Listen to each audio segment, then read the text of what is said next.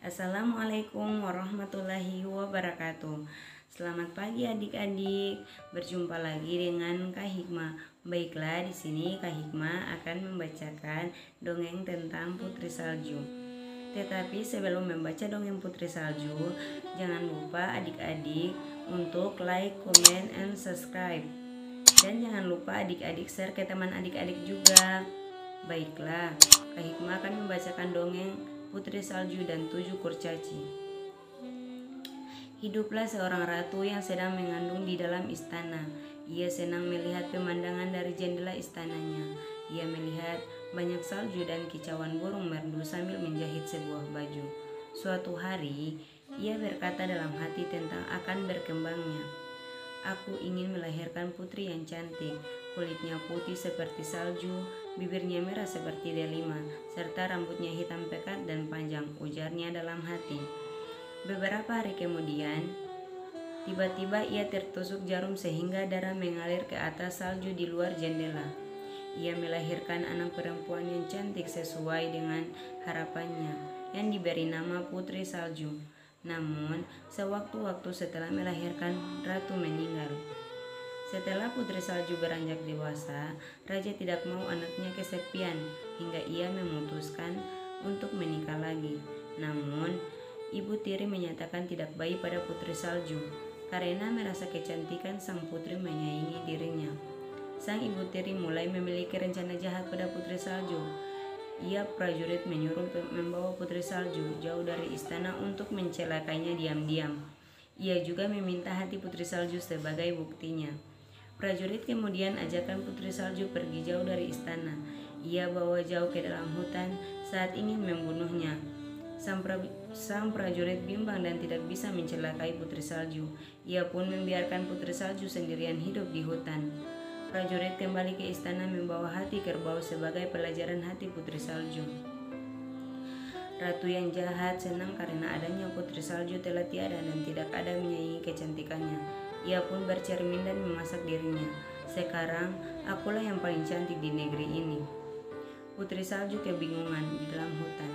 Ia menyusuri setiap hutan hingga akhirnya melihat sebuah rumah mungil dari kejauhan. Putri Salju pun segera memulai rumah itu. Saat ia masuk ke dalam rumah itu, ia melihat tempat duduk dan tempat tidur. Karena rasa lelah dan lapar, ia menyantap makanan yang tersedia di meja makan. Setelah selesai makan, Putri Salju berbaring di kamar. Ia tidak tahu bahwa rumah mungil itu dihuni oleh para kurcaci. Setelah seharian bekerja di hutan, para kurcaci tersebut pulang ke rumah dengan senang. Mereka sangat lapar dan ingin segera makan. Saat membuka pintu rumah, semua kurcaci terkejut karena hanya sedikit makanan yang tersisa. Siapa yang telah memakan makanan kita? Tanya kurcaci. Kurcaci yang lain melihat ke arah kamar dan segera membuka pintu kamar. Tampaklah seorang putri cantik yang berbaring di kamar mereka.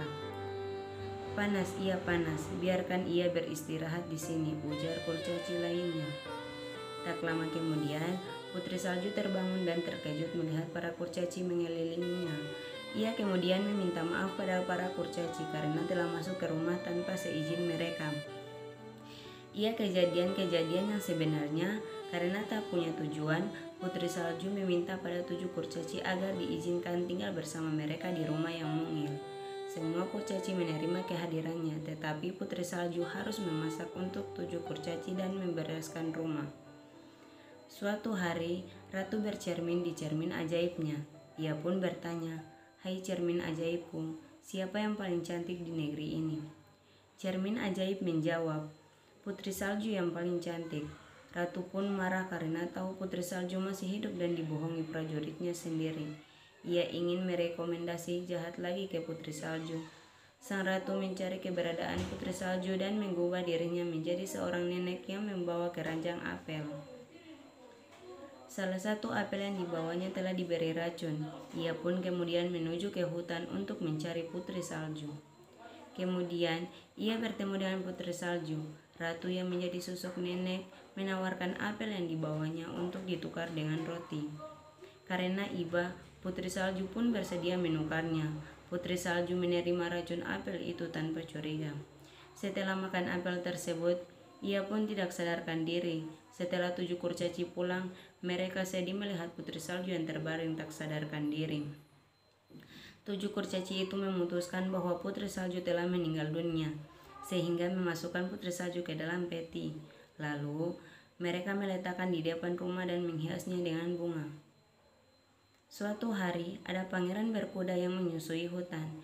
Ia melihat peti berisi putri salju dan memperkirakan itu adalah putri yang selalu datang ke dalam mimpinya. Ia mencium sang putri dan keajaiban pun terjadi. Putri salju membuka matanya. Semua kurcaci sangat gembira melihat hal tersebut.